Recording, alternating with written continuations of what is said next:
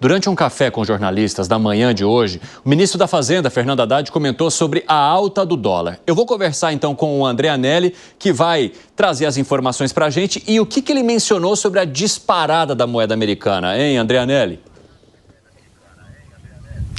Pois é, Evandro, o ministro da Fazenda, Fernando Haddad, acabou dizendo que essa disparada do dólar se deve principalmente a questões relacionadas ao cenário internacional. Especificamente, ele citou a eleição de Donald Trump como presidente dos Estados Unidos e também a expectativa de baixa da taxa de juros lá também nos Estados Unidos. Por conta disso, Haddad afirmou que houve uma desvalorização generalizada de moedas em relação ao dólar, mas ele reconheceu que realmente essa desvalorização foi maior com o Brasil. E, nesse sentido, Haddad acabou defendendo que o Banco Central acabe atuando não apenas para evitar altas ou flutuações do dólar, mas também para trazer um equilíbrio à moeda americana em relação à cotação.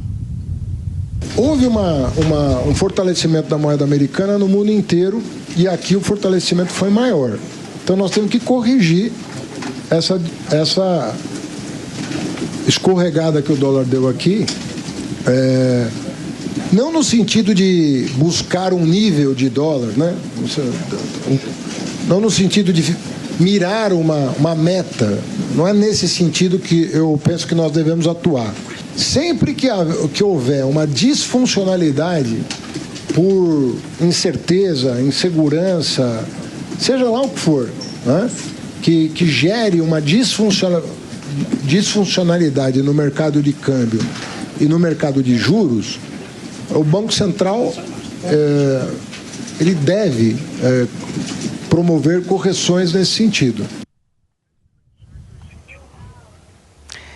Nessa mesma entrevista, o ministro Fernando Haddad acabou se manifestando em relação às votações das medidas relacionadas aos cortes de gastos do governo federal, as 3 medidas que foram aprovadas no Congresso Nacional nessas últimas horas. Primeiramente, Haddad acabou minimizando a questão dos supersalários, que foi mantida. Segundo ele, essa questão tem impacto maior no orçamento do Judiciário e não do Executivo. E Fernando Haddad também acabou se manifestando em relação ao fundo de repasse para o Distrito Federal, esse fundo constitucional que também não houve alteração por parte do Congresso Nacional como queria o governo federal. O governo gostaria que esses repasses fossem pautados pela inflação e que atualmente esses repasses são fonte de receita líquida da União e permitem que essas verbas acabem sendo maiores do que a inflação, ou seja, essa despesa acaba aumentando ainda mais, pesando nos cofres públicos. O ministro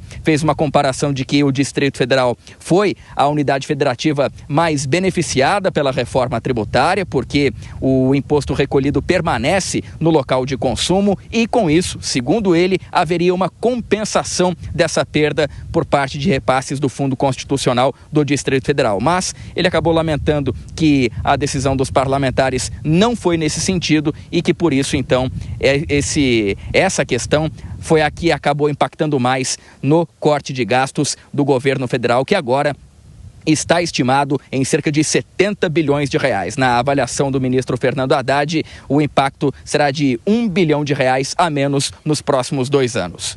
Evandro. Valeu, André Anelli. Um ótimo trabalho para você.